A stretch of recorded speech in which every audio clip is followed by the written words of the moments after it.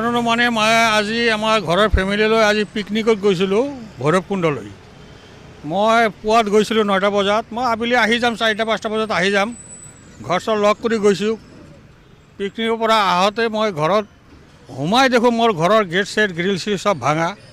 তাৰপিছত মই ঘৰত সোমাই দেখি মোৰ আমাৰ গড্ৰেজ আলমাৰী চালমাৰী যিবিলাক আছে চব ভাঙি চাঙি, আৰু আমাৰ কিবা সোণৰ অলংকাৰ আছিল আলমাৰীত, গড্ৰেজ আলমাৰীত, সেইটো লৈ গৈছে। আৰু কেছ আছিল মোটামুটি 40,000 এপ্ৰক্স, সেইবিলাক লৈ গৈছে। আমাৰ ঘৰত দুৰ্গা পূজা হয়, দুৰ্গা ঠাকুৰৰ এই শৰীৰৰ অলংকাৰ পৰা মই পূজাত সেই অলংকাৰবিলাক লৈ গৈছে, সোণৰ আছিল এইবিলাক। এই তাৰপিছত মই এই ঘৰত আহি এইবিলাকেই দেখা পালোঁ। কিন্তু একদম সন্ধিয়াৰ সময়ত হৈ গৈছে, সন্ধিয়াৰ আগতে হৈ গৈছে।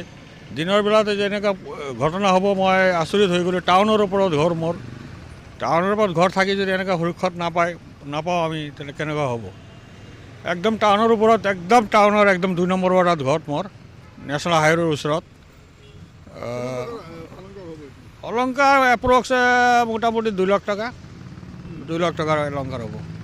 সোণৰ চেইন আছিল, নথনি আছিল, আৰু মোৰ 5টা ঠাকুৰৰ থাকে দুৰ্গা ঠাকুৰৰ লগত, এইবিলাক চবৰ চেইন আছিল, লকেট আছিল, এইবিলাক আছিল।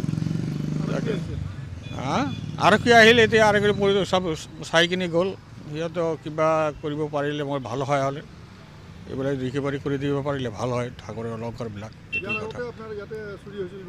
চুৰি আমাৰ ইয়াতে চুৰি হোৱা নাই, মানে দুৰ্গা পূজাৰ দিনা আমাৰ ঘৰত দশমীৰ দিনা ঠাকুৰ ওলাই লৈ গৈছিল, তেতিয়া মানুহ আহিছিল আমাৰ ঘৰত। মানে সৰু মোৰ ভাগিনী আছিল, তাৰ সৰু পোৱালি আছিল, তেওঁক লৈ মই ঘৰত থাকিব দিছিলোঁ। সি অলপ গম পাইছিল মানুহ আহা বুলি, তাৰপিছত সি চিলাচিলি কৰোঁতে আমালোকে ফোন কৰিলে। ফোন কৰাৰ পিছত আমি গোটেইবিলাক গোটখানি আহিলোঁ। অহাৰ পিছতো একো পোৱা নাই, এইবিলাক গুচি গ'ল মানে দিনতে, দুৰ্গা পূজাৰ দিন, এই দশমীৰ দিনা। এই কথা একদম নেশ্যনেল ওচৰতে পৰে যে এই ঘটনা হ'ব মই চিন্তা কৰিব পৰা নাই।